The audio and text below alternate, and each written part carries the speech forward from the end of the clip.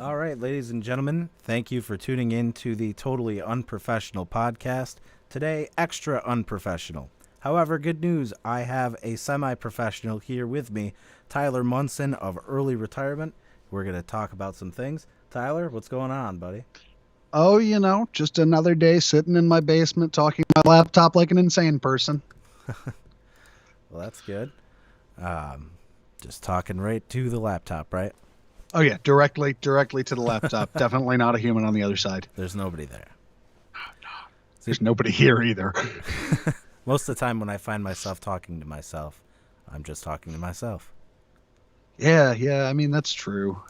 That's true, I guess. I mean, I might as well talk to myself. I'm the only one whose answers I accept. Fair enough. Fair enough.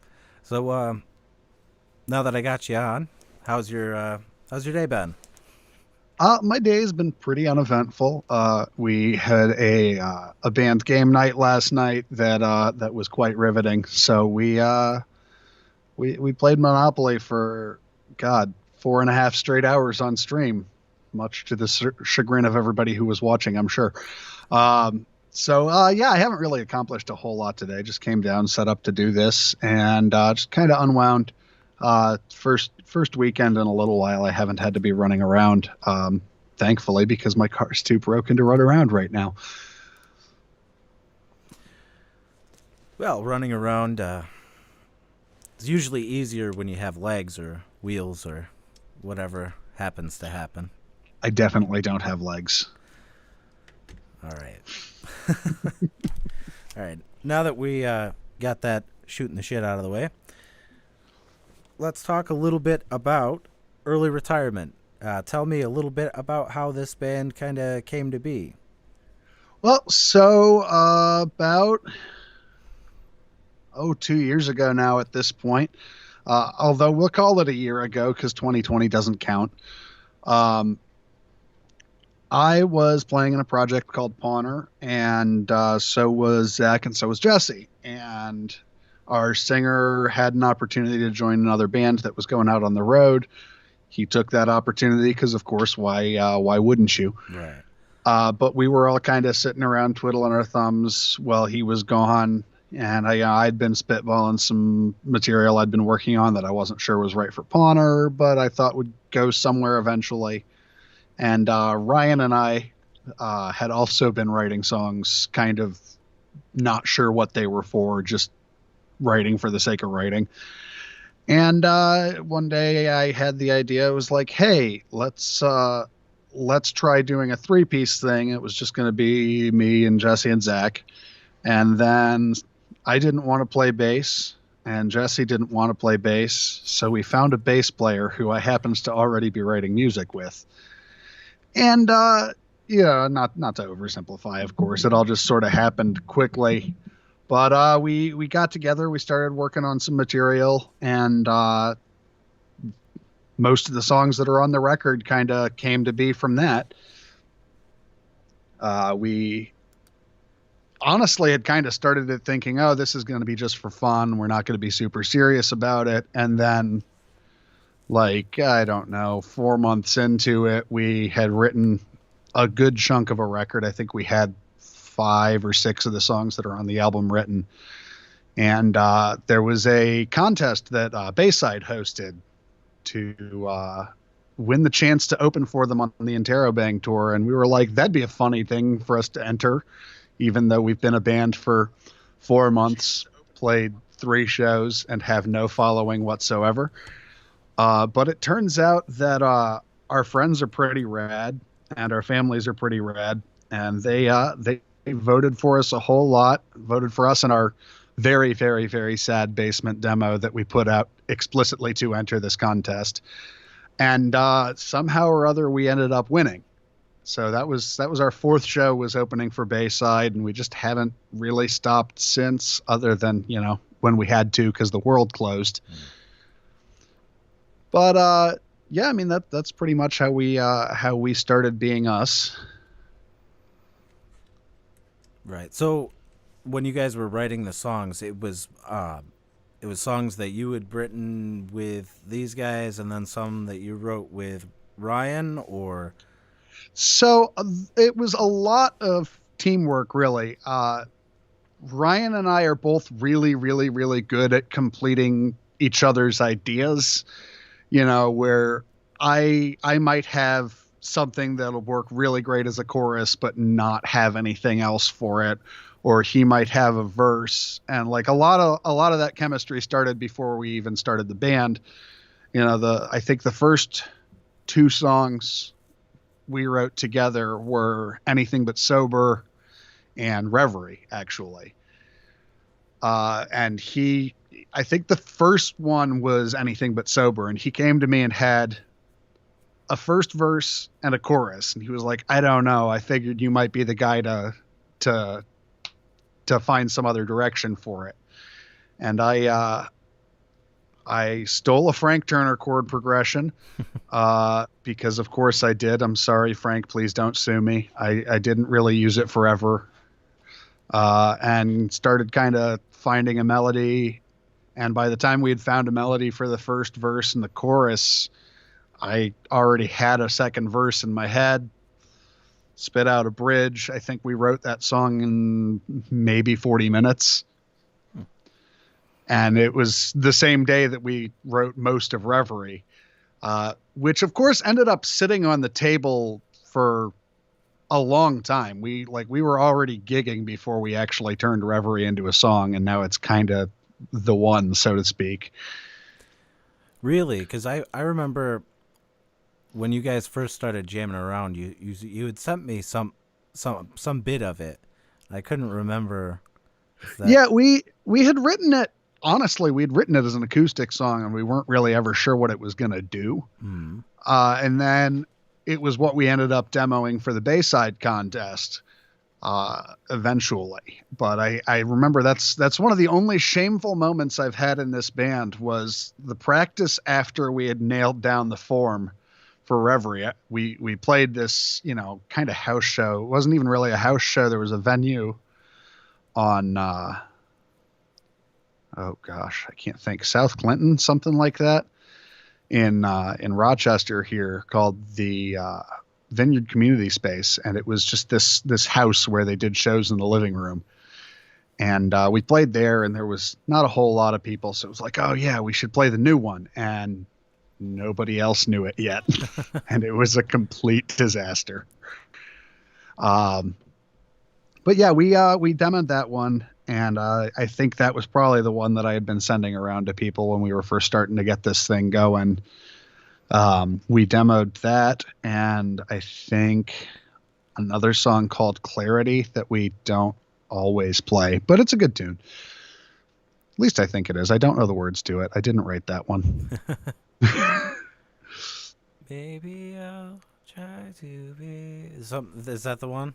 That's Reverie. No, that's Reverie. Clarity. Which one is that one? Clarity. Can't let this life be lived for me. Oh, geez. Yeah, no, I don't sing at all on it. The only parts of it that I actually know are the guitar parts that I wrote. So I wanted to get to that because I find the way you guys do vocals interesting. Is it more of a thing like whichever one of you writes the lyrics sings the lyrics, or like are either one of you decidedly more lead vocal than the other, or is it kind of like a 4-year strong type deal where you're just singing whenever you sing and that's when you sing? So the way that the vocals ended up breaking down on the album was largely a matter of convenience. At the time we were doing the tracking, Ryan was working a job that didn't let him get away a whole lot. So stuff that I didn't necessarily intend to sing lead on, I ended up singing lead on just because I was the body that was there and I could do it. Right. Some of the vocal splits live aren't exactly the same as they are on the record. A lot of that's been, as we've learned to play the album live, we figured out what works best. There's a bunch of stuff that our drummer sings that he didn't sing on the record. There's a bunch of stuff that I sing on the record but don't sing live. It's if I had to kind of choose between the two, it's sort of the 4-year strongy thing where whoever should sing it sings it. we're really not too territorial about who wrote what. It's just kind of there are songs, so we should play them the best we can. Right. Okay. Because that's sort of what I wanted to deep dive into is like that whole creative process. So you got together, you started demoing out some songs, and you were gigging. What kind of shows are you playing? Are these bigger shows? Are there smaller clubs? Are you playing with other bands in the area?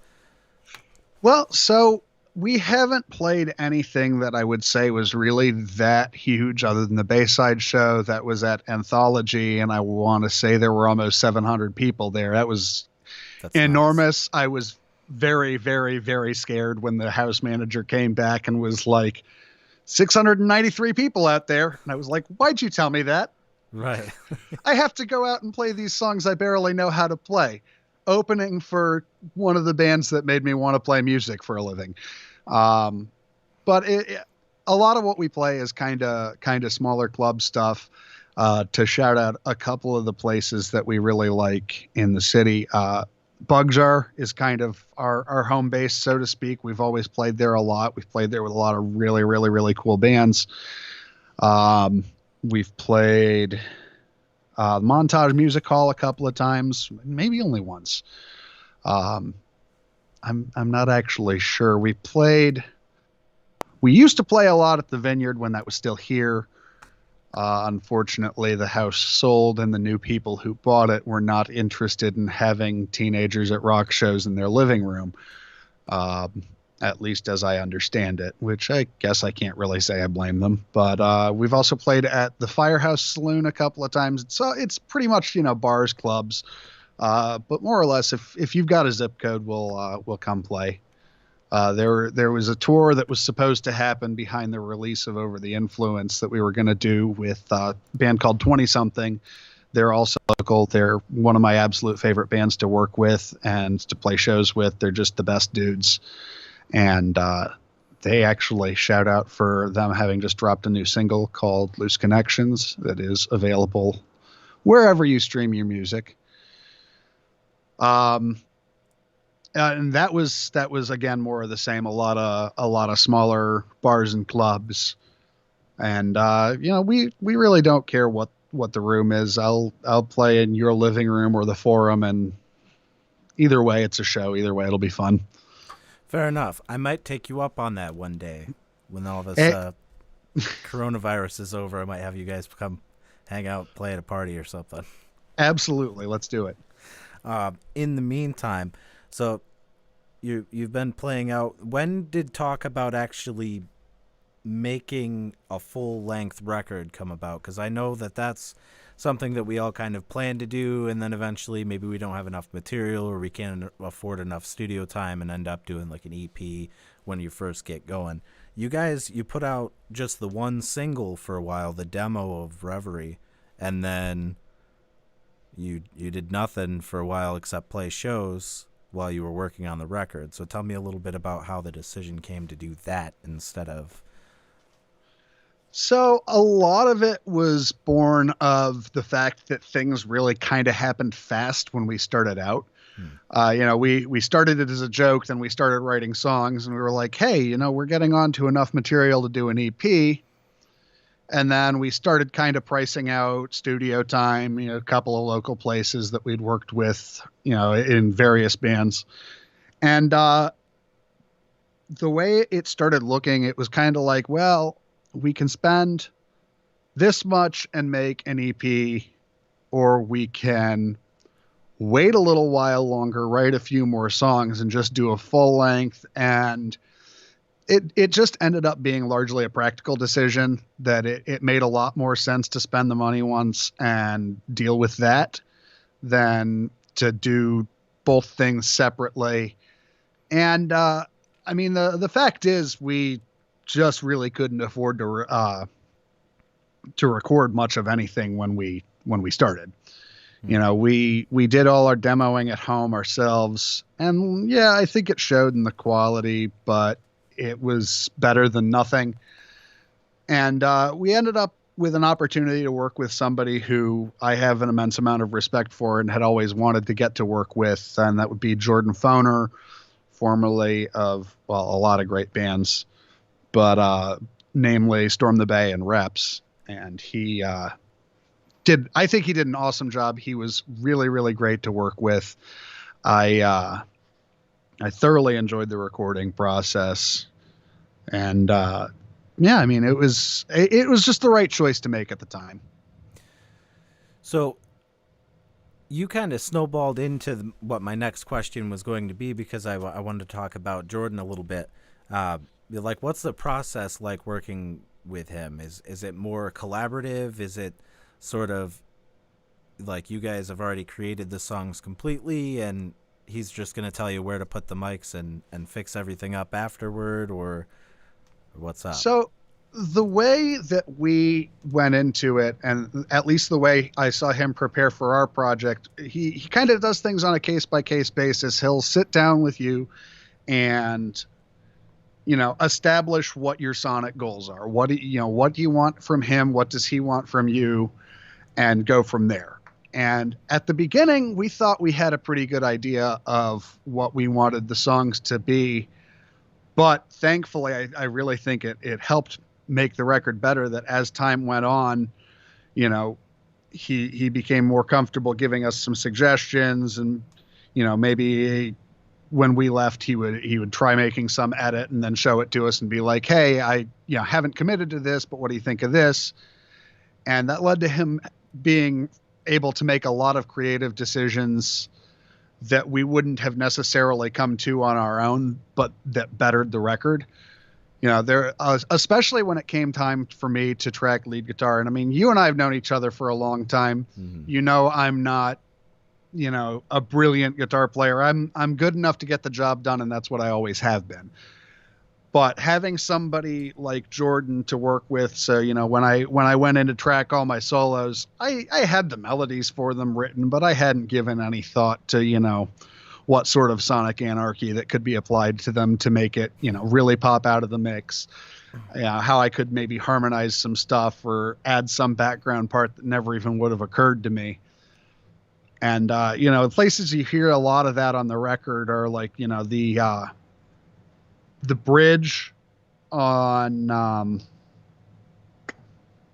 the bottle, the bridge on Anything But Sober, both the solo breaks on Reverie and Saccharin.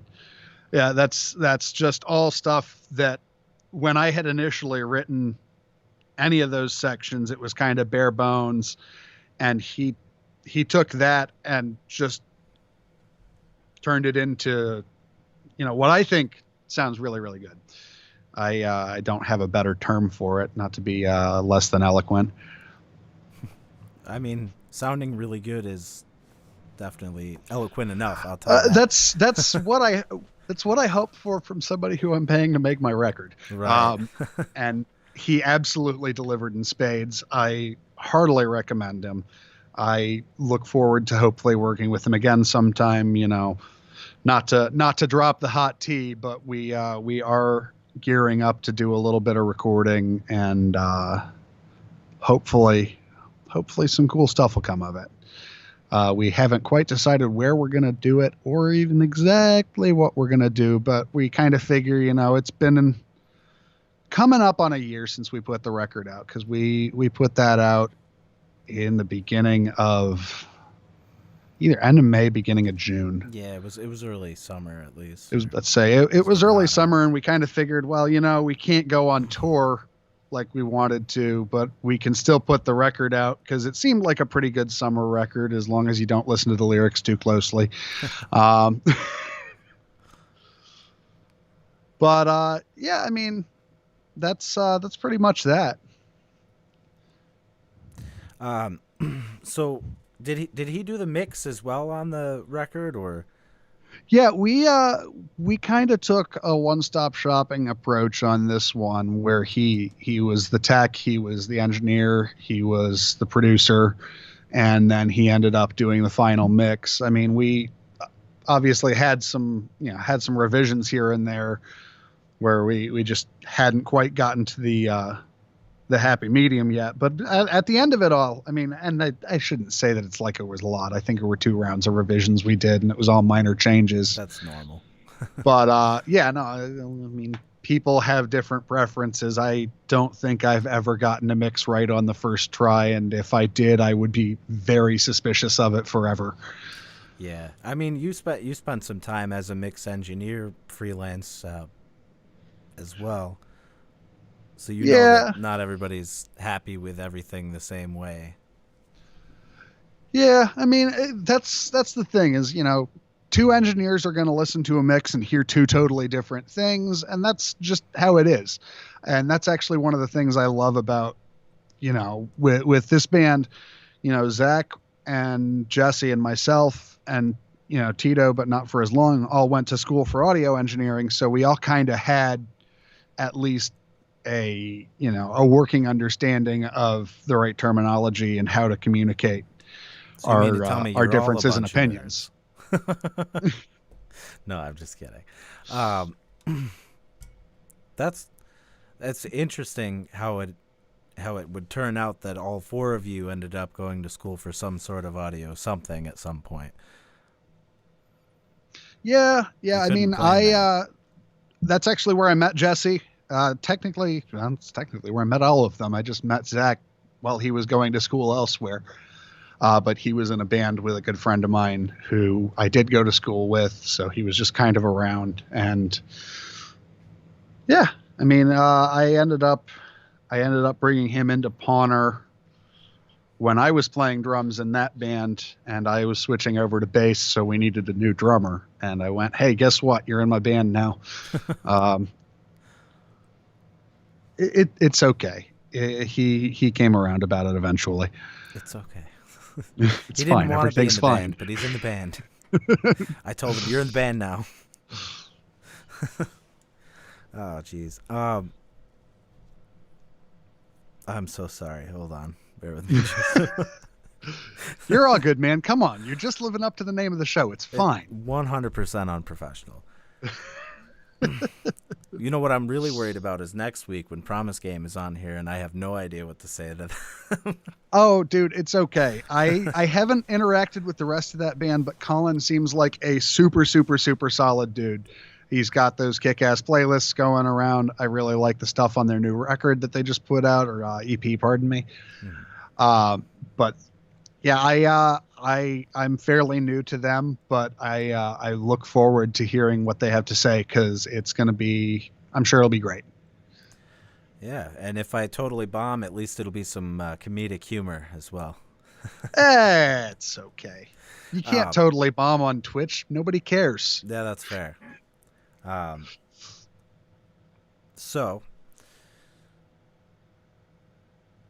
God, what was it that I was going to say?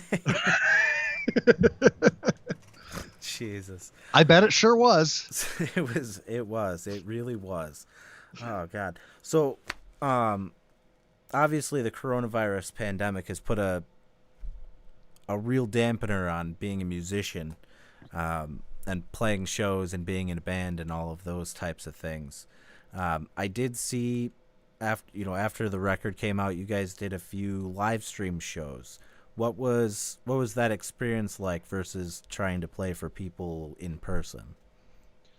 Well, so we've tried a couple of different things to simulate the experience of a real show as best as we can. The first couple of those we did right at our house where Jesse and I live together, and we've got the rehearsal space here. So we just kind of were like, well, we've got all these stage lights.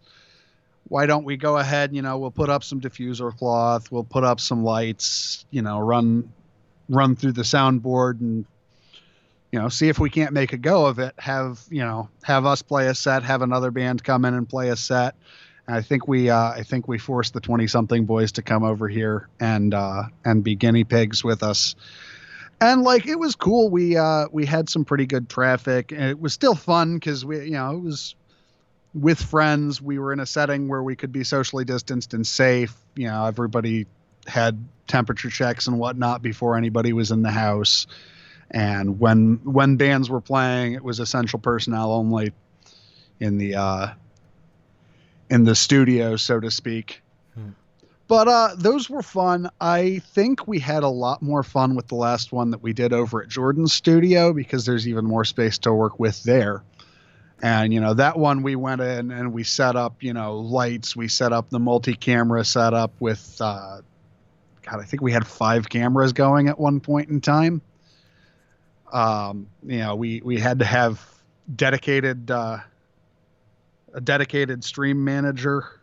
It was very interesting. Shout out to Zach Daneman for handling all of the live audio mixing and camera switching, and again to Jordan for letting us use the space and for recording it. And that one was really fun because we brought back. It was kind of a reunion set for Pawner because we hadn't done anything Pawner related in quite some time. And we managed to revive some of the Pawner material, and Aiden came in. We did a Pawner set. We did an early retirement set. It killed me because I had not played 2 back-to-back sets in a very long time. And I also had not played bass in a very long time because shame on me, I don't practice. But yeah, it's been a lot of fun to do those live streams when we can. We kind of didn't do a lot of the performance stuff after a while because we noticed the stream saturation was real. There were just a ton of people doing it. It was getting to a point where people were like, oh, great, another band's doing a live stream performance. How much do I have to pay for this one? Which I totally understand the big guys charging for them, Right. Rentals cost money. Crews need to be paid, Right. It's not like it's one thing for us, local bands and smaller artists, even at a smaller regional level. Like we could probably throw a camera down in the middle of a room and play a show, and that's fine, and people would tune in and watch that are interested in it.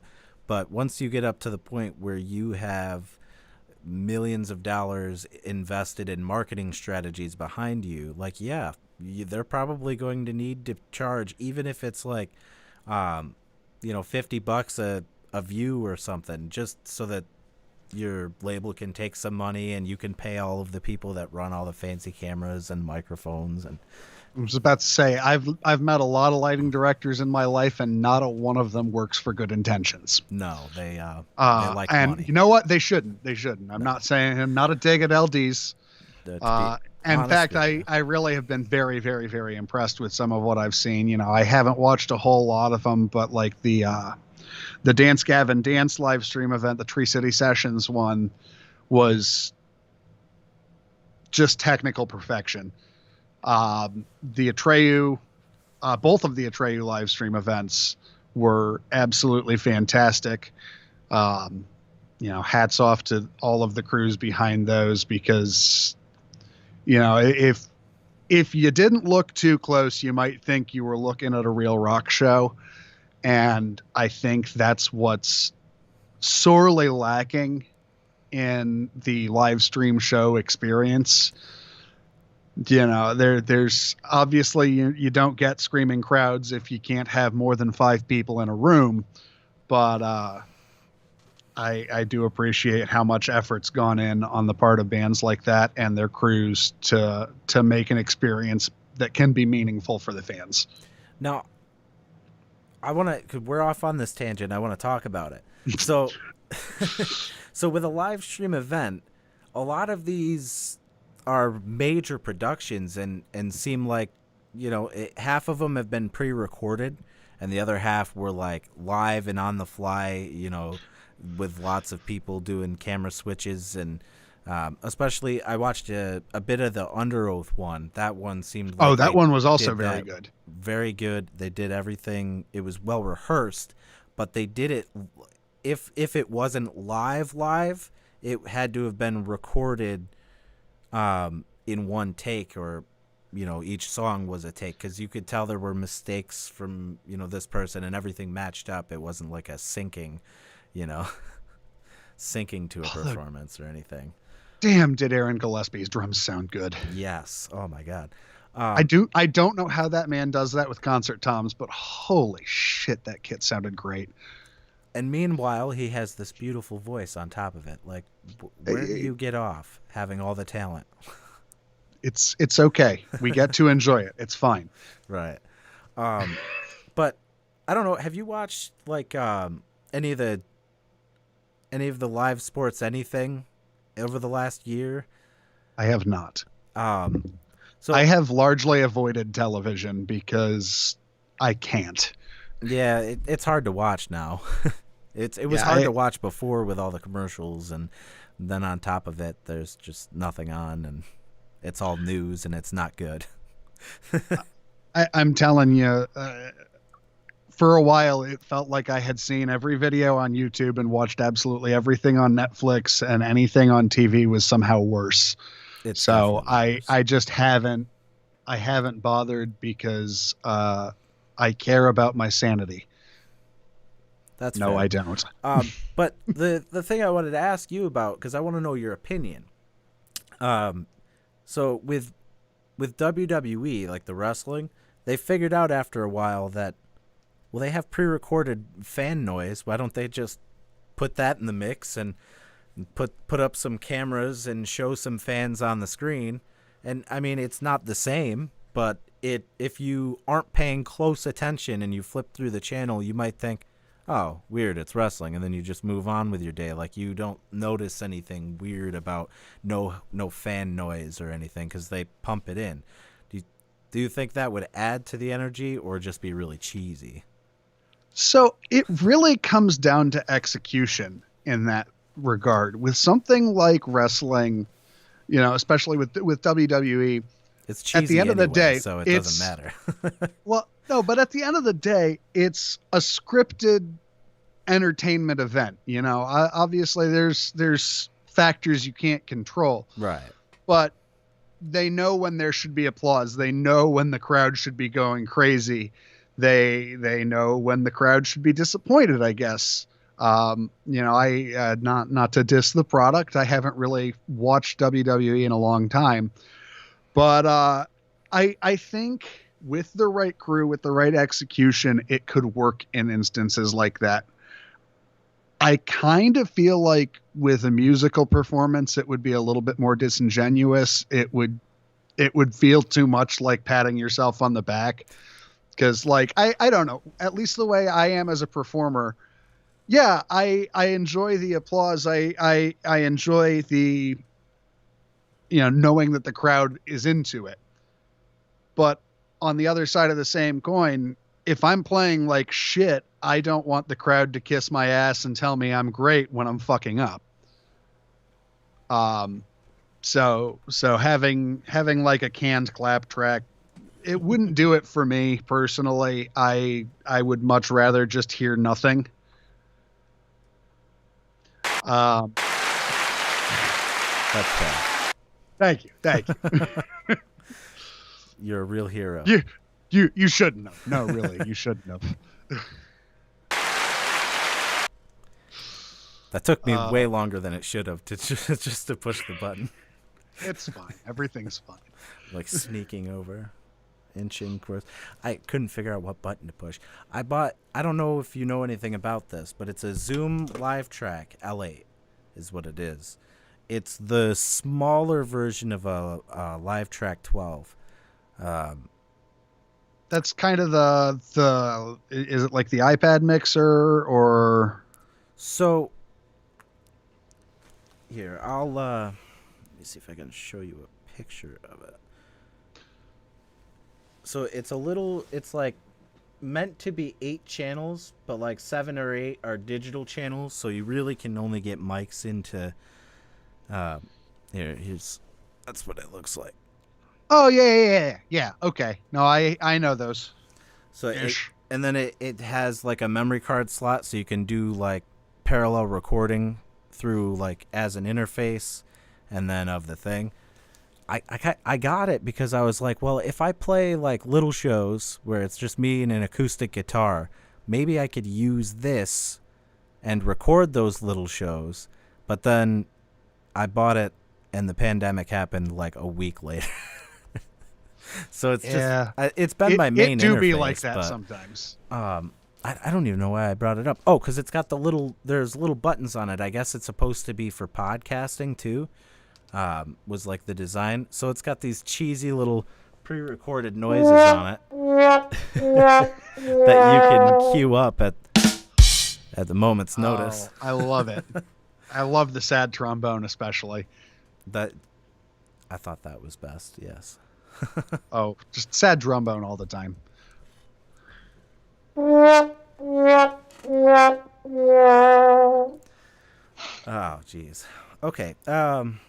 So to try to get back on topic here, because I don't want to take up your whole day. I got time, man. I got nothing but time. Well, I appreciate you making the time or having the time to do this. So we talked about doing the live streams.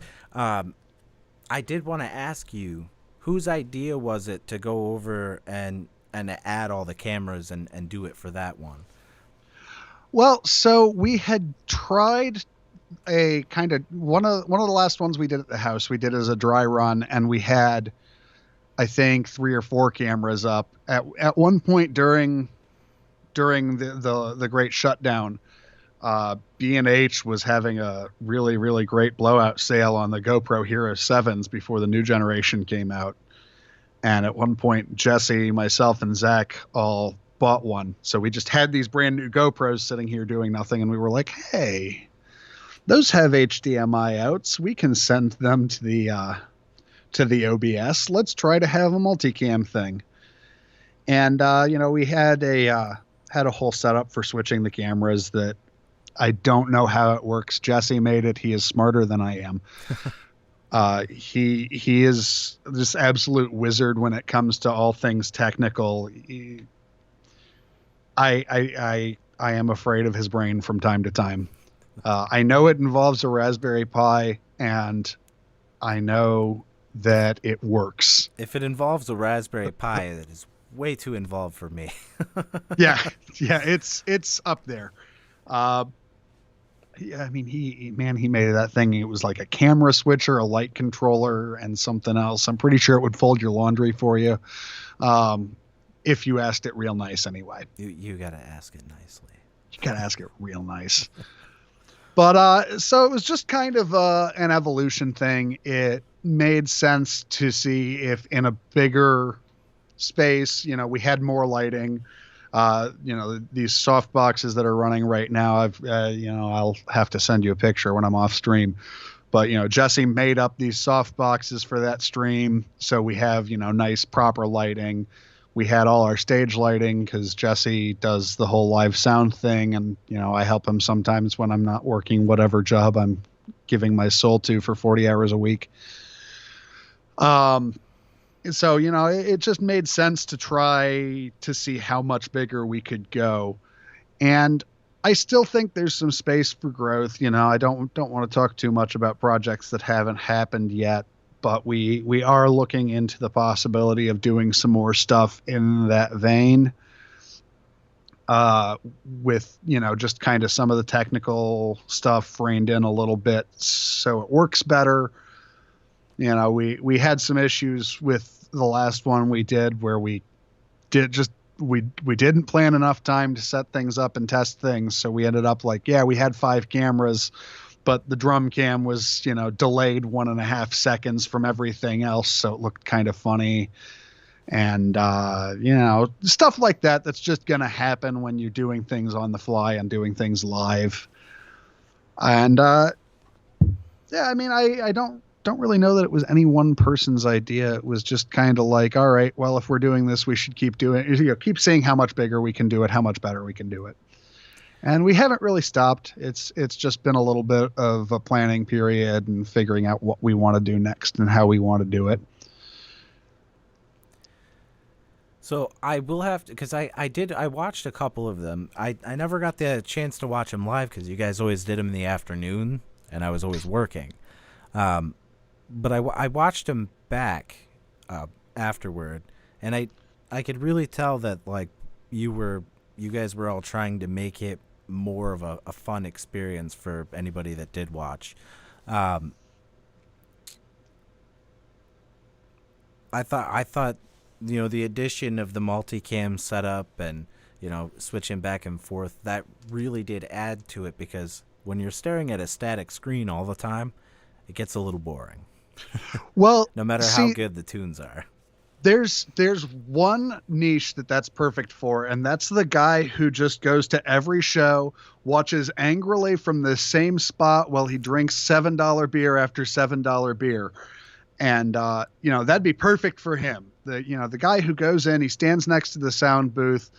I hope I'm not, just like insane here, because this is my experience with every show I've ever been to. There is one guy who, like, he's only there because his friends wanted to go, so he's just going to stand back by the sound booth and look like he's probably somebody's dad, and just stand there angrily and not enjoy the show. It's perfect for people like that, but I don't think people like that are watching my band. No, I hope not anyway. Yeah, I mean, listen, I'm not going to say I hope not. Everybody is welcome, unless you're an asshole. Right, And then, I mean, like, at least be a funny one. Aren't those people kind of assholes? I mean, I guess maybe. I don't know. Everyone's an asshole to a certain extent. That's a fair point. So after doing those, you guys have been, since you're still kind of shut down from playing any real shows, you might be able to have a friend or two over and show them what you've been working on, but can't go out. Bars aren't open, and if they are, it's incidental music, like you're running a risk that somebody's going to come and shut you down at any point. That's no fun. You guys started streaming on Twitch, just doing other things, playing games and whatnot. How did that come about? Was it just like, hey, I'm bored, you're bored, let's do Twitch? Okay. Well, a number of things. We wanted to keep doing some kind of content, so we're, just engaging with people. Mm-hmm. We don't just want to be those guys who are, going in on the Facebook groups and spamming our album, being like, please give us streams. Daddy Spotify gives me a 1/1400th of a penny every time you listen to it. We don't want that to be the only content we put out, and we don't want to be a band that relies on stolen memes for traffic. And so it was just kind of a practical decision. We were like, well, we can do other stuff. We can do games. We can do, there was all kinds of ideas. At one point we wanted to do like a cooking show with the 20-something boys, because Ryan can cook like a motherfucker. And pardon me. Oh, sorry about that. Neck's a little stiff. And the 20-something boys have I am entirely blanking on names right now. Oh my God, they're some of my best friends and I can't remember their fucking names. Holy shit. Mikey Hebner. I'm so sorry, Mikey. I hope you're not watching this. Mikey can also cook like a motherfucker. Sorry, I am very tired. So that could still happen sometime, but we're probably going to wait till the snow's gone for that. Who knows? We're just going to keep streaming weird stuff, and, we'll throw some music in when nobody's looking, and maybe they'll like it. Maybe they'll hate it. I don't know. It's just been kind of to keep the sanity, keep a little bit of sense of normalcy, give us something to keep our minds busy other than just, working and hoping the world goes back to some sense of normalcy. We're all half of us have been vaccinated and the other half have appointments to get vaccinated. If you can, do it. And if you can't, I guess just stay home. But that's pretty much another one where we just sort of did it because it seemed like the thing to do. So I know you guys have a lot of you guys have a lot of knowledge between all of you. Have you ever thought about maybe starting something like a podcast, or doing just streams where you guys just talk about things, or just talk to each other even as characters, or So that could be cool. I don't know that we would consistently have content worth talking about. Like, Zach and Ryan and I all work the same day job. So a lot of times there'll be just shit that we'll talk about all day. There's one kind of podcast we want to do where we were just talking about arcane laws that are still on the books but unenforced. And that was very, very, very interesting. You'd be amazed what's illegal in some bizarre places, including the United States. oh, I believe it. I'll give you a hint. There was somebody in France, some ruler in France. He had a problem where too many people were dying inside of city limits, and his solution was to make it illegal to die in the city. Oh, people are dying here. Let's not give them better health care, or help them, survive better. Let's just make it illegal to die. I mean, in all fairness, I can't afford to die right now. So, like, it's kind of illegal for me to die. I'm sure my creditors wouldn't be too happy. Student loan people would be thrilled because I can't even die to get out of those. No. But oh, jeez.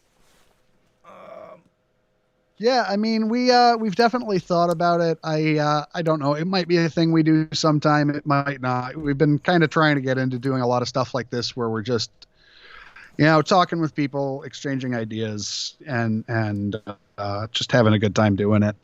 But we haven't really branched out into doing a full out podcast yet.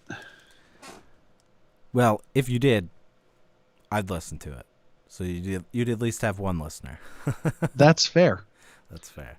I mean, so that's one of the things I like to do is listen to podcasts just for no reason. But it's almost like I've run out of music that I like and want to listen to. Sometimes I'll throw your guys' record on, or I'll go back and I'll listen to old, I do still listen to Storm the Bay after all this time. So Me too. It's still real to me, damn it. Right. Bear with me just a sec. I have to change my battery out. Hold on. Sure.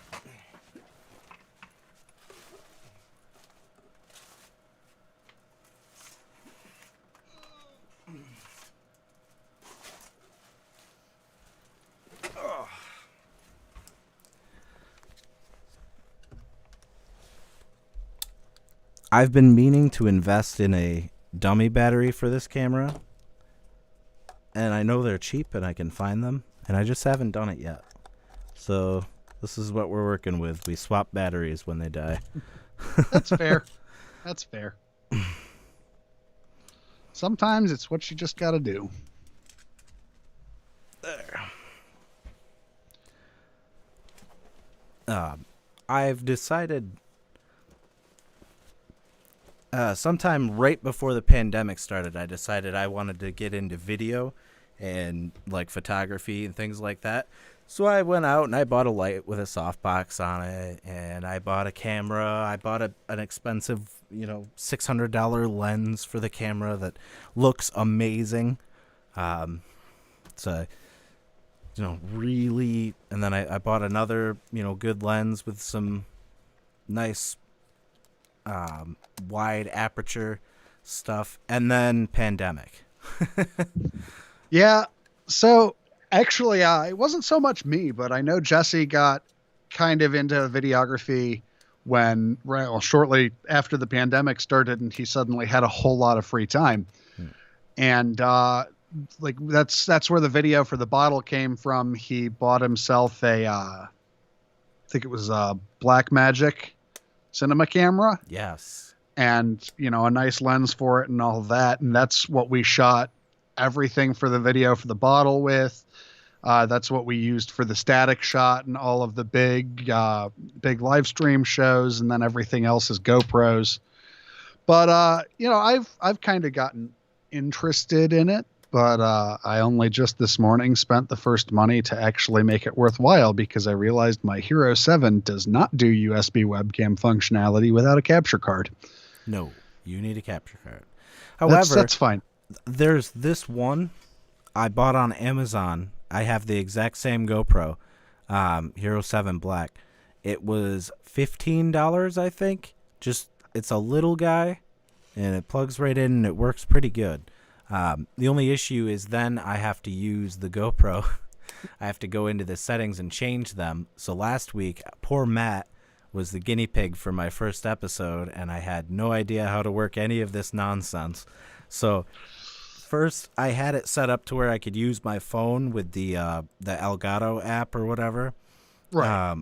And then that didn't work for whatever reason. It glitched out and it was stuck in a static position. So I was like, okay, well, screw that. I'll use the GoPro. And I plugged the GoPro in, and I'm sitting there finagling with it live on stream. It's showing like my my camera roll.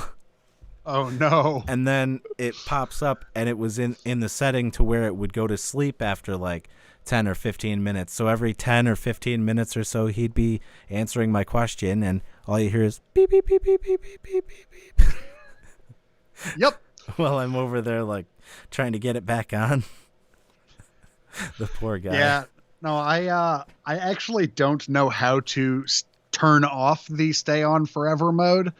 So that's actually fine for me because anytime I'm using it, I just need it to stay on and not turn off.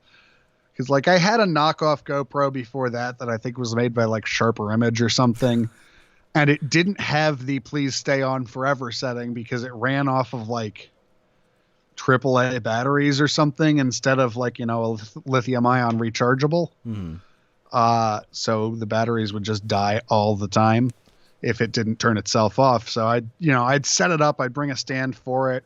I'd put it someplace cool, and then I would walk away. It would turn itself off. And when I came back, I expected it to be a real GoPro. I would press the record button and think it was fine, and nothing would happen because it was off. Yeah, there's a whole bunch of shows I was supposed to record that just didn't happen. Didn't happen at all. But like, it's okay. Everything's fine. Well, now that you guys have real cameras, that might be the fun thing that comes out of this when real shows start again. Maybe you bring a couple GoPros. You get I have one. I used it. Here it is. Grab one of these things for cheap, where you can clamp it onto things, and you can clamp, you know, one on the headstock of your guitar, and you can get one on the cymbal stand, and maybe you guys do record some live material that way. Yeah, I mean, we believe me, we've got so many places we could mount a camera on the drum kit. There's so much hardware. There is so much. But yeah, I mean, I really love the idea of doing some live recordings once shows get going again. You know, if nothing else, because I think a lot of people are going to be skeptical of how fun a show can be with the restrictions that still need to be in place to keep people safe. And I do believe that it can be done safely and people can still have a good time, but people have to be, you know, people have to be trusting enough to give it a chance. Right. Like, in my opinion, we could do it now, but it would be like going to a restaurant. Like, you would have to sit at a table, and there'd have to be a divider, you know.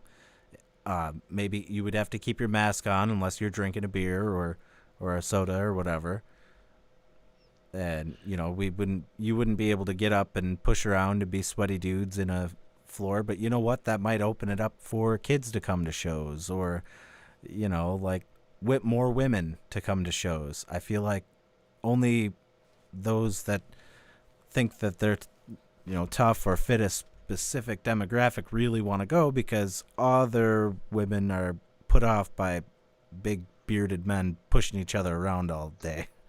I mean, who can blame them, honestly? Like, I hate the idea of anybody ever going to one of our shows and feeling unsafe for any reason. Right. You know, I wouldn't want somebody to go to a show if they thought that somebody was going to do anything untoward to them. I wouldn't want somebody to go to a show if they think, oh no, I'm going to catch some horrible disease that might kill me. Right. So it's as much as I do miss playing shows, I wouldn't ever want to endanger a single person for the sake of my ability to enjoy that night. And so I really think that once shows can start happening, which I need to fact check myself on this, but I had heard some information that maybe as of like April 2nd, they're talking about being able to do shows at extremely limited capacity. It's like a 1/3 capacity with a hard cap of 100 for indoor venues, 200 for outdoor. Yeah, and if that's what it has to be, that's what it has to be. But if we can do that safely and show people that it can still be a fun time, maybe that'll get people out, to go to it.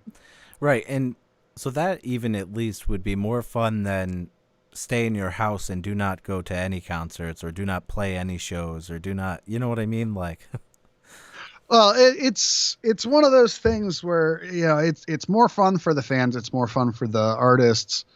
It's been too long. really, really, really, really tough. Being a musician, it's not like we lost any money because we're still a pretty new band. We weren't going to make money on tour anyway. Right. But and we don't usually make a whole lot when we play out. But not that it matters. It's not what we're in it for. I want it to be a good thing for everybody. That we took this time. It was really hard to keep up a rehearsal schedule and keep functioning as a band when we can't do band things. So I don't know. We'll do absolutely anything we can do to make sure that the best show that can happen does, and that nobody has to be endangered for it. That's fair enough. Plenty fair. What do you think about playing outside? Because I know that they talked about it last year, but they didn't do it because it was all still so new. Like we hadn't quite figured out what we were getting our hands on at the time. But now, there's a vaccine coming, and everybody else stay the hell away from each other, wear a mask. Like, what if we play outside? Well, I mean, I'm entirely open to the concept. I think that there are, I can't necessarily speak for anywhere else, but I know in this town, in Rochester and the outlying areas, there are a lot of really, really, really great sound guys who absolutely have the know-how to make it work. There were some socially distanced events early on in this, before everything had kind of hard stopped, where like guys were figuring out how to do like drive-in concerts where they had an FM transmitter, and they had a PA, but they were just piping the show audio into people's cars off of an FM transmitter, which is insane to me. I wouldn't even know where to start with that. But like, if we can make drive-in rock shows happen, we can make regular ones where you just don't clump up like assholes happen. Honestly, depending on the type of music, like for certain bands, it almost felt like you people are too close to me for this type of music anyway. Like, yeah. I mean, obviously like it'd be a little show. weird to have like a metal show like that. Right. Where how are you guys? Yeah. How are you going to be like, open up this pit? Oh, wait, no, don't. Oh, nah, never mind. Yeah. I mean, like, Stop eroded place. Disrespect your surroundings, but only the ones within 6 feet of you, motherfucker. Respect your social distance. Yeah, it doesn't quite have the same flow to it, but like, that's fine. But like, for a rock band, realistically, you don't need to be up on top of each other. It's fun, but you don't need to be. You could back up and still watch and enjoy it. You know what I mean? Like, well, listen, I love being on stage and seeing everybody who's really, really, really excited for it right down in front as much as the next guy. But like, if what we have to do to make it so we can all play shows at all is everybody stands back, where arguably it usually sounds better because you're not, between the monitors and the front line of the PA. I'd be perfectly okay with making that barter. Little bit of space for the ability to perform sounds like a good trade to me. I mean, even if we just draw X's on the floor and all right, motherfuckers, stand on the X, don't move. Yeah, I mean something like that. Like, I mean, you got to do something. But I know that I'm going crazy being cooped up in my house all the time. We did go out for breakfast. Shame on me. I went out into public, but I wore a mask. I sat in the booth with the little divider, and I didn't breathe on anybody. But like, that's really the extent of it. Is like, you may go out once in a while when you're feeling like you need to get out, or otherwise you're going out for groceries or supplies, and then you're at your house or at work, and that's it. Like, I've barely seen any of my friends. I've barely seen any of my family. Christmas was abysmal. I mean, we've kind of had, I'd say, mixed blessings in a sense, because I have worked a job that's been deemed essential this whole time. So, I still go to my office every day and do my job. Obviously we practice all of the right, all the right things. We mask, we aren't too close. Nobody's breathing on each other. But, that's at least helped keep the cabin fever to a minimum for me personally. But I don't remember the last time I went anywhere that wasn't work or the grocery store or an occasional, pilgrimage to a music shop to replace my poor abused guitar strings. What does a guitar shop look like in the middle of a pandemic? Is it like empty? Empty. Yeah. Empty. It's like, I don't know, 4 or 5 people, 3 of whom clearly have no intention of buying anything. They've just gone there because it's someplace other than their house. And then, some poor kid on the floor has to go around and sanitize every guitar that people were asked not to pick up. So kind of like Guitar Center is normally, only slightly worse. Right. Okay. Slightly less people. Yeah, slightly less people, slightly less inventory, cleaning, but less stuff in it. Yeah, I mean, largely I buy so much of my stuff online because Sweetwater just makes it really, really, really, really easy. Not sponsored, but I do love them. Would love it if they would sponsor. Oh, I'd be totally into that. But you know what? Why would they sponsor a schlub like me? So, I mean, like, I've only been, out a couple of times. I had to go with Zach a couple of times to get drum heads, just because when you know what works, you don't want to mess around with, getting it online or whatever. But, yeah, I mean, a lot of that's been interesting. And, the cabin fever definitely has gotten a little bit old, and I'm sure it's even worse for people who don't have, some degree of escape with, at least going to work someplace that's not, your spare bedroom. Nope. This is it. This is where I work. This is it. I sit here to do music stuff and fun stuff, and then I turn this way and I do boring work stuff. That's exactly. And then I turn too far, and then I found my PlayStation. Oh no, that is a dangerous place for it to be. But I understand. I mean, don't be mistaken by any means. My job is not exciting. It's just takes place someplace outside of my house. Which, I mean, I guess it's something. I have to tell you though, the work from home concept during the non-pandemic era, where after work I can get out of my house and go do something, is amazing. Once this is over, I'm hoping they'll let me keep doing it instead of making me drive to the office every day. But right now, when you also can't go anywhere for anything else, it sucks.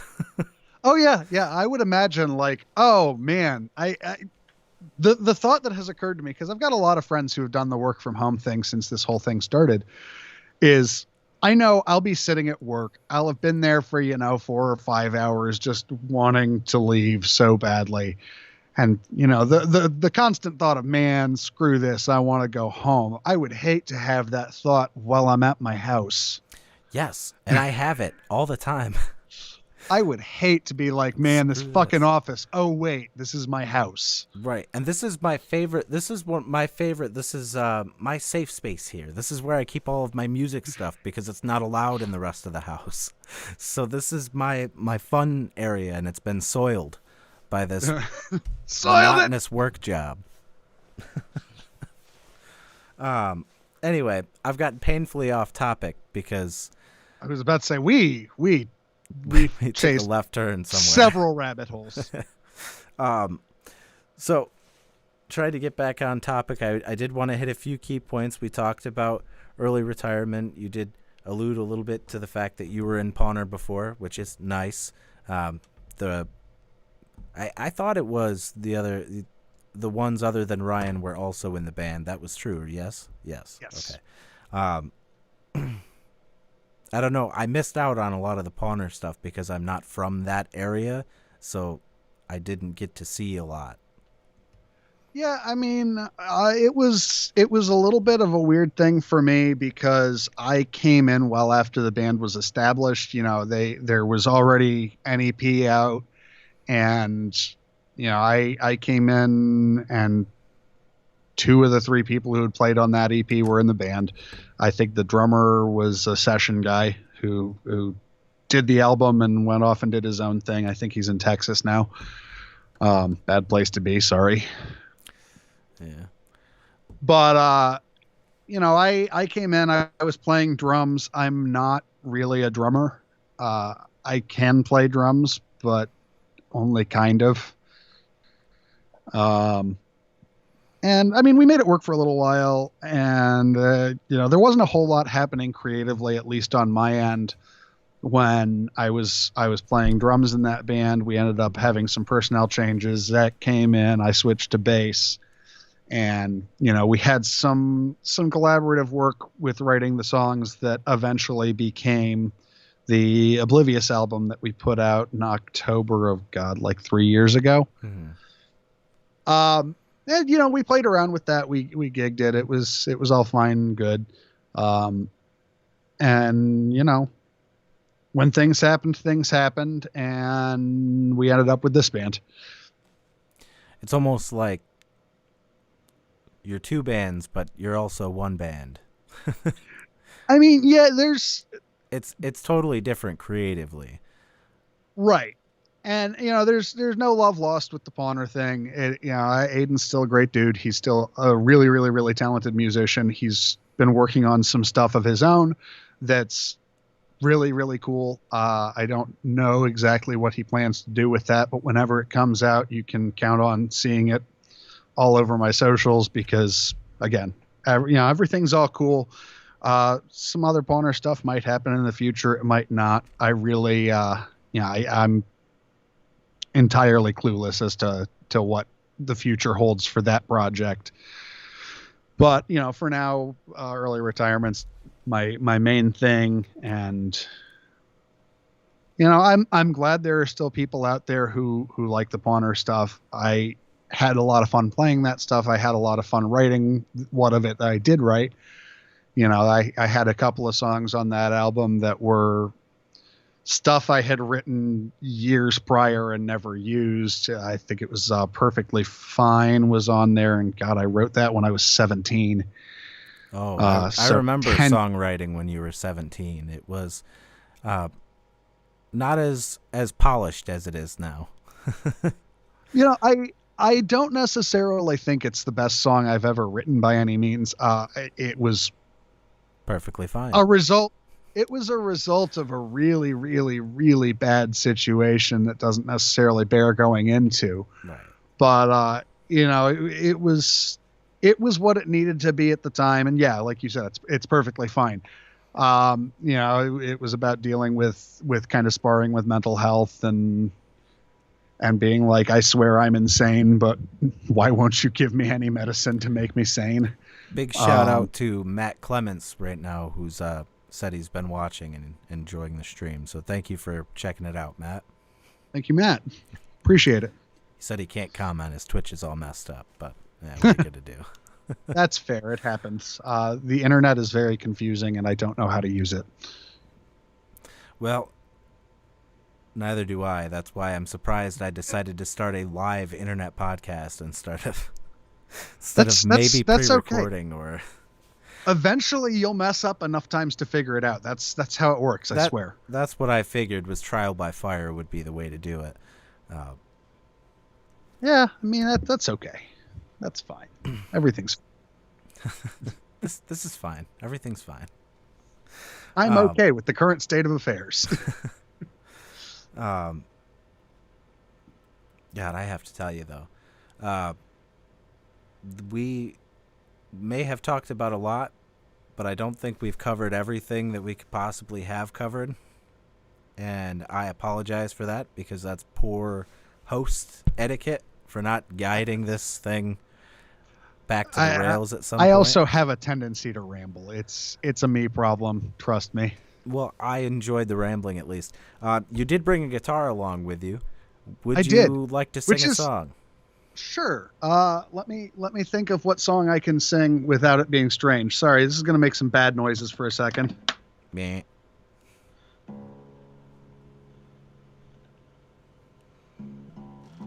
Got guitar?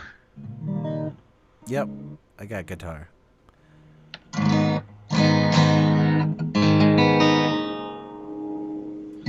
It's even almost in tune. Look at that.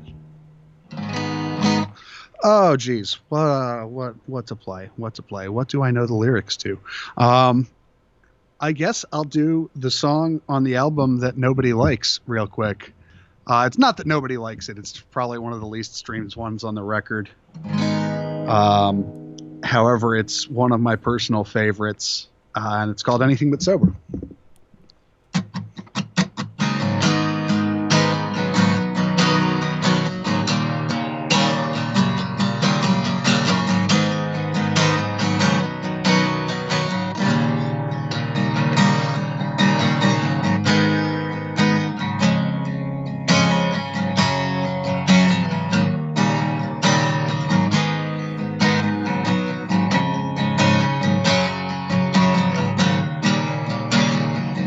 Another night I can't recall, something's missing. 1,000 messages, a late night reminiscing.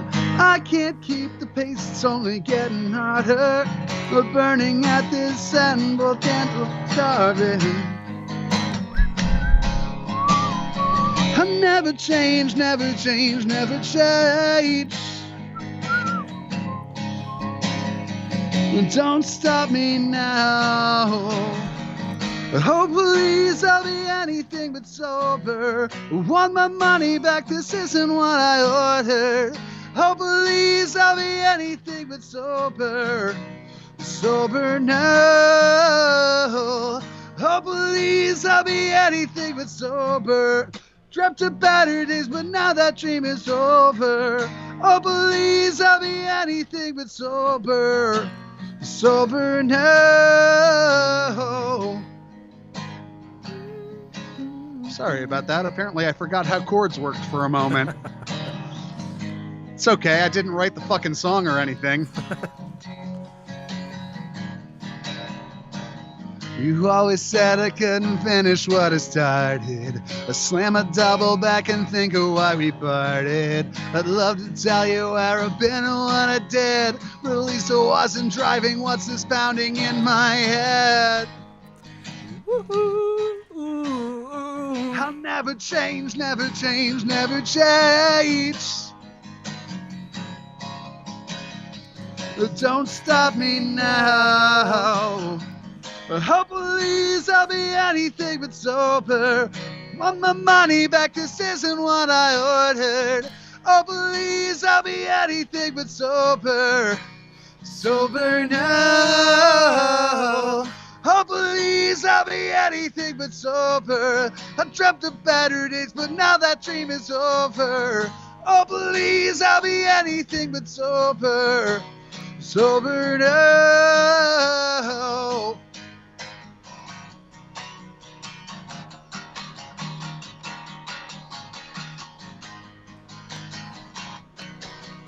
Whoa. The empty bottles fill the corners of my troubled mind. Let's drink to memories or just to pass the fucking time. Oh, oh, oh. So raise a glass to better days. We'll lose ourselves in a liquor haze. Just pick your poison and dig your grave. Oh, please, I'll be anything but sober. Want my money back, this isn't what I ordered. Oh, please, I'll be anything but sober. Oh, please, I'll be anything but sober. Want my money back, this isn't what I ordered. Oh, please, I'll be anything but sober. Sober now. Oh, please, I'll be anything but sober. I dreamt of better days, but now that dream is over. Oh, please, I'll be anything but sober. Sober now. It's over now. It's over now. It's over now. It's over now. It's over now. It's over now. Thank you. Oh, jeez. That was great.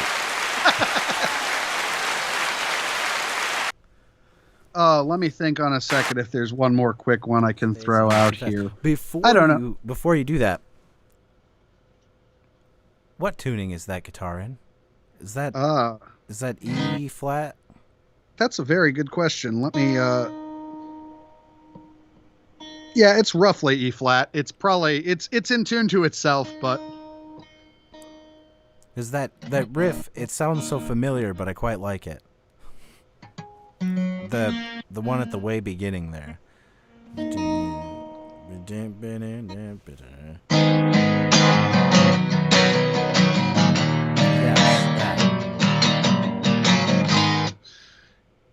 yeah, it's E flat-ish.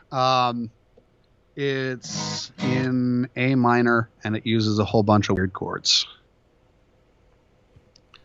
Fair enough. Yeah, I mean, most of the record, I think we had written it originally in standard, and then we figured out that I couldn't sing any of the songs up there. My voice just doesn't quite do that. And we ended up drop tuning by a half step, and sometimes if we're feeling under the weather, we'll drop tune a full step. But usually we're at half step. So E flat standard and drop C sharp. All right, fair enough. So that song, was that one of the ones that you had written previously? We're just kind of not sure what to do with, or? That was written as that's the one where Ryan came to me with the first verse and the chorus. Ah, okay. But he didn't necessarily have a progression or really a tune for it. But he had kind of a vague idea of a melody.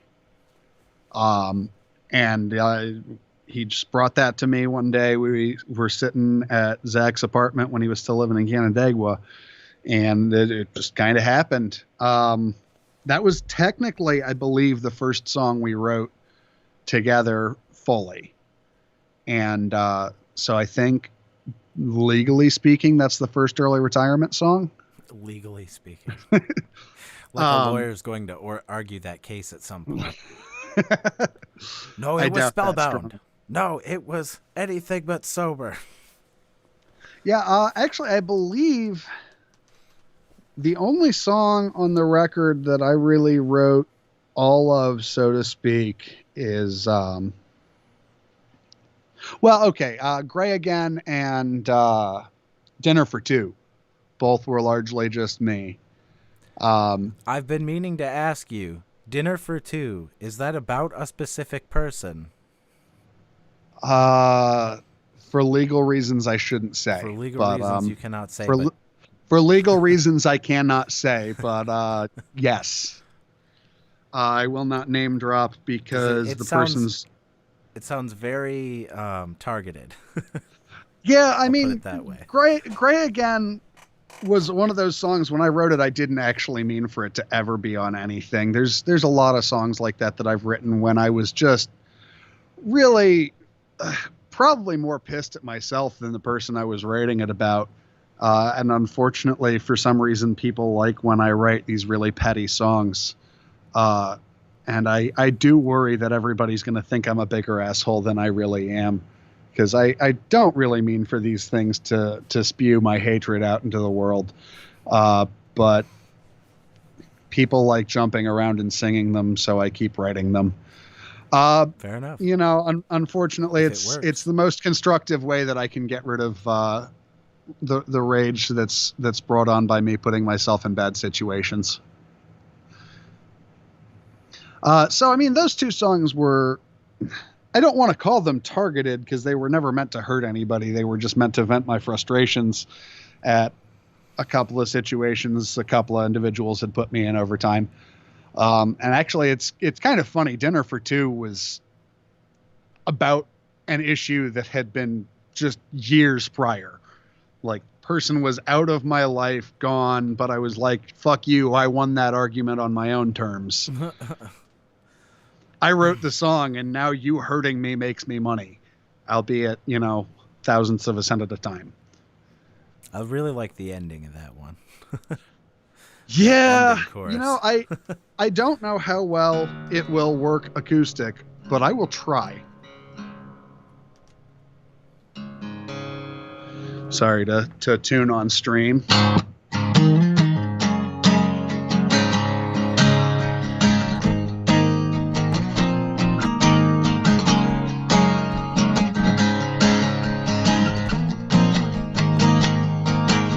Enough's not enough, it's just too damn much. A number name, we won't be in touch. You call me sentimental, but it's just a crutch. You're just another girl I learned I couldn't trust.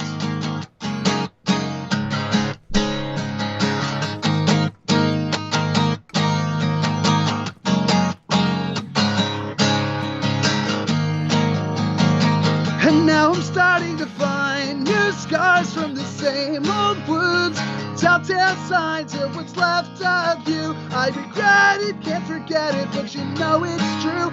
Don't hate myself enough to keep loving you. I don't hate myself enough to keep loving you.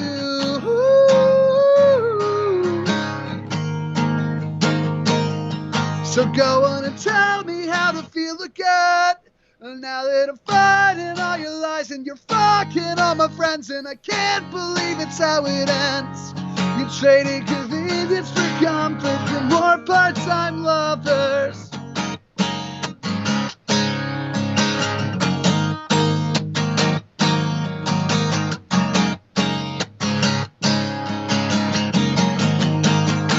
And now I'm starting to find new scars from the same old wounds, telltale signs of what's left of you. I regret it, can't forget it, you know it's true. I don't hate myself enough to keep loving you. I don't hate myself enough to keep loving you.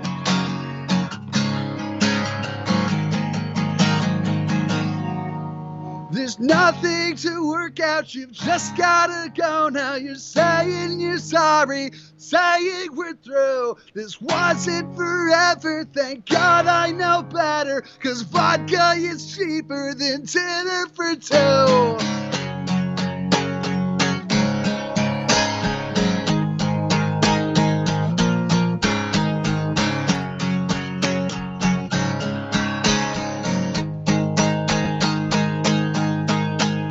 Nothing to work out, you just gotta go now. You're saying you're sorry, saying we're through. through. This wasn't forever, thank God I know better. Vodka is cheaper than dinner for two. This wasn't forever, thank God I know better. Cause drinking seems safer than sleeping with you.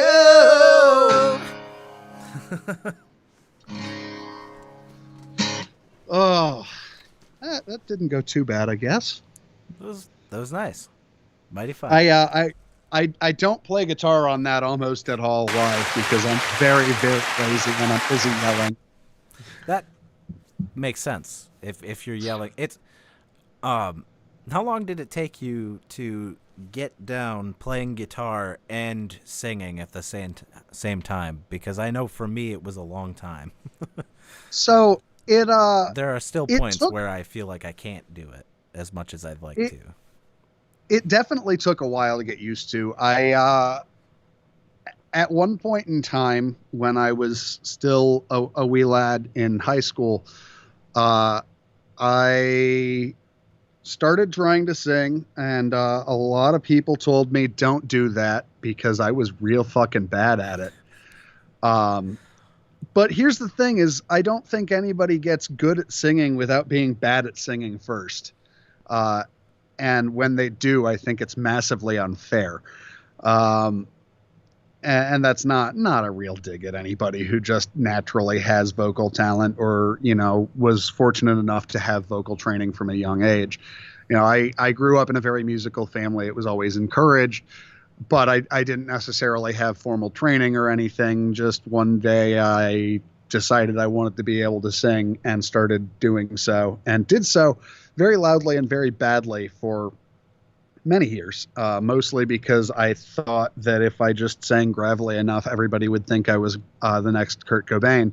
And unfortunately, you realize that you can't bank on that at about age 16.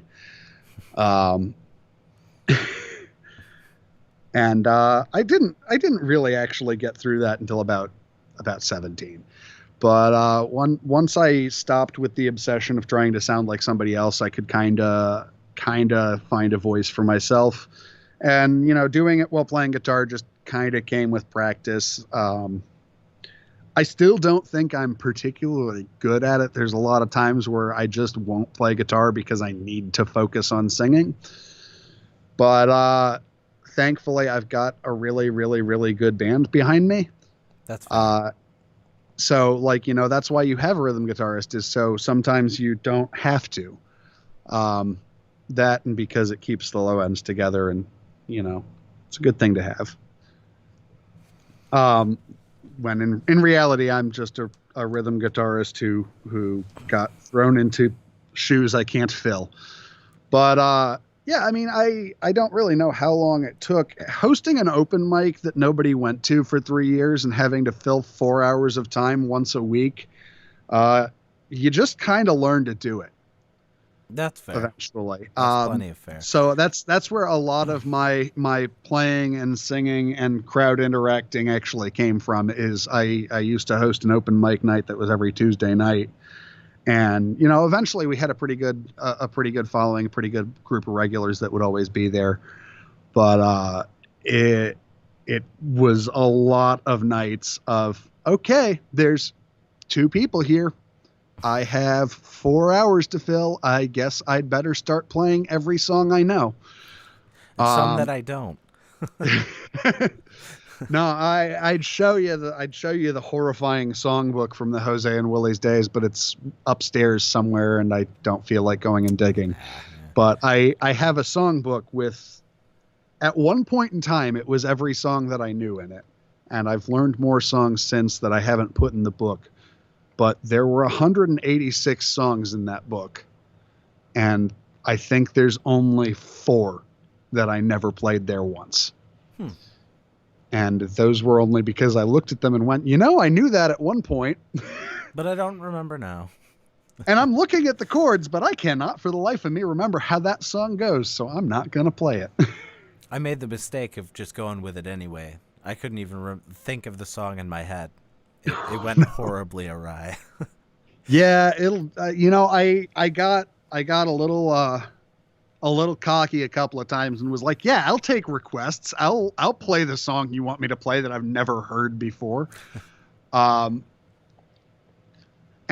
I got caught in that bluff a number of times because I'd be like, "Yeah, I'll take your request," and then I'd like go smoke a cigarette, listen to it on YouTube once, pull up the chords, and be like, "Well, fuck it, here goes nothing."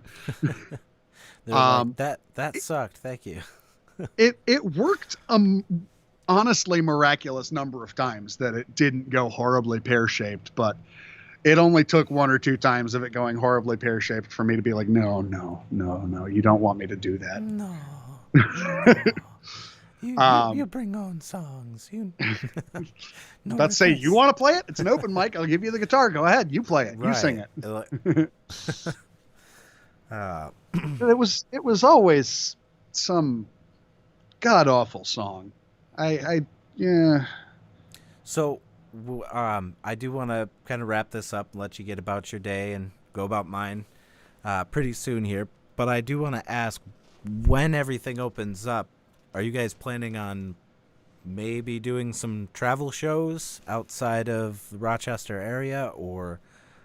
So as soon as it's safe to do so, absolutely. We definitely want to get out there, and we've got a bunch of friends that are sprinkled all over the country that we'd love to go out and party with as soon as we can.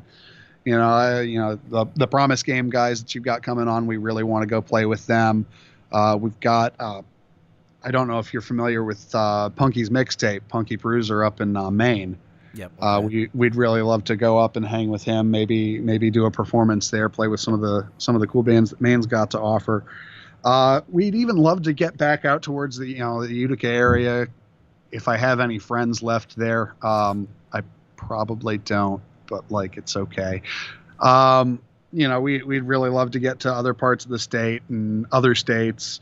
Eventually we'd love to tour, but it's kind of one step at a time right now. Just as soon as it's safe to do so, as soon as enough states have opened up and have, meaningful safety precautions in place. Yeah. I don't see a reason we couldn't. You think you're too good to play a basement show? Oh God, no. I was going to say, you're playing in a basement right now. I was about to say, I play in a basement all the time. I spend most of my time in this basement. You wouldn't know it by looking at it, but this is also a basement. I mean, fair enough. I don't know if you can even tell that that's a window behind me. I tried pretty well to hide it. Okay, yeah. It looks like it was once a window. It is. There's just styrofoam. There used to be a sign there that said "Everybody sucks 2020. We're all doomed." But I got shouted at for it, so I took it down. Oh. Now it's sitting in my breezeway, just reminding me of when I used to be able to be funny. We're not allowed to be funny anymore. Everything is super, super serial. No enjoying things. That's illegal. The enjoyment is against the law. I don't know who put that law in place, but damn it. I do, but we don't have to talk about that here.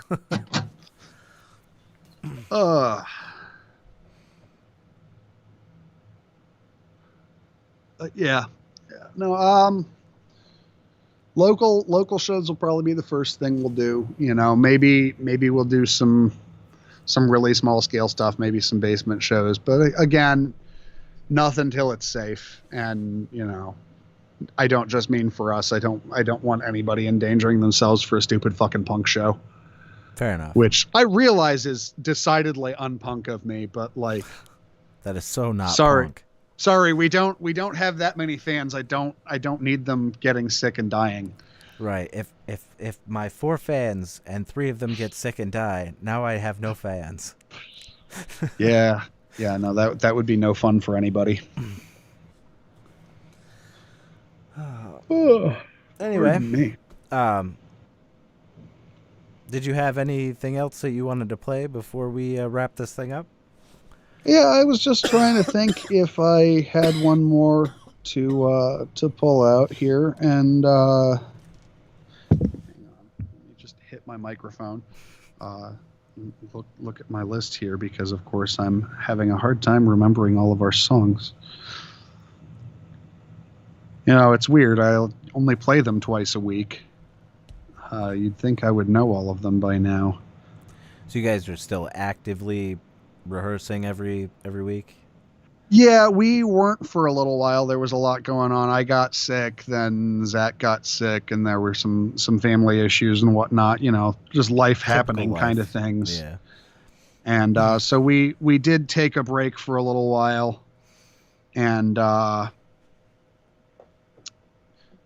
probably about 2 months we took a pretty solid break, and then we just got back to it about 4 or 5 weeks ago. Nice. But yeah, I think I'll play us out on. Let me make sure I know the chords for this.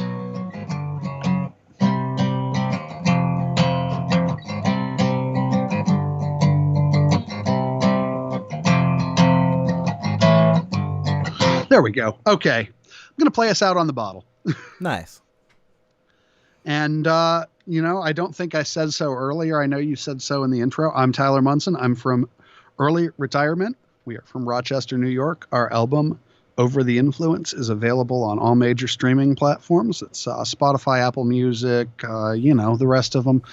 You can also get physical copies from us on Bandcamp, along with T-shirts and wristbands and stickers and whatever other debris with our stupid name you would possibly want. And thanks for having me on the show. Thanks, everybody, for listening. And this is the last tune I'm going to play. It's called The Bottle.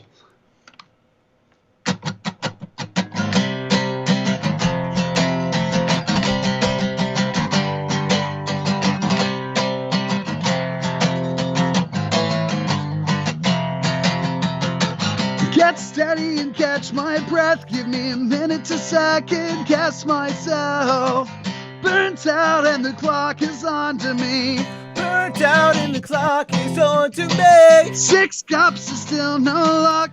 There's too much to do and I'm tired as fuck. I can't wait until it's over, or at least till this year breaks. The bottle is my best friend. I've got nowhere to go and no money to spend. Binge watch TV or just stay in bed. I would do anything to get out of my own head. I would do anything to get out of my own head.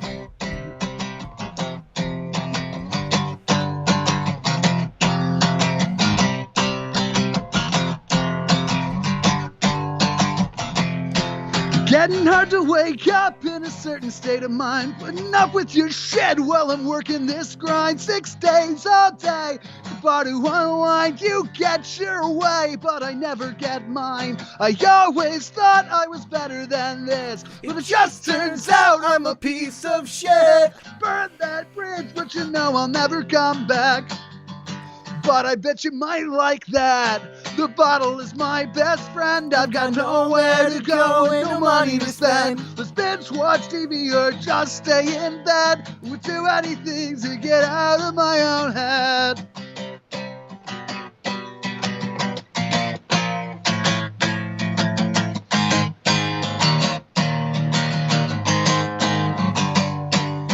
I know what you are all about, so grow a pair and call me out. If I'm the source of all your problems, I'll fuck right off and you can't solve them.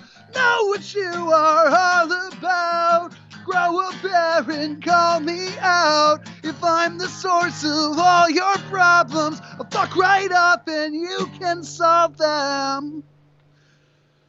At least till this year breaks. The bottle is my best friend. I've got nowhere to go and no money to spend. Let's binge watch TV or just stay in bed. I would do anything to get out of my own head. Break. The bottle is my best friend. I've got nowhere to go and no money to spend. Let's binge watch TV or just stay in bed. I would do anything to get out of my own head. Do anything to get out of my own head. Do anything to get out of my own head.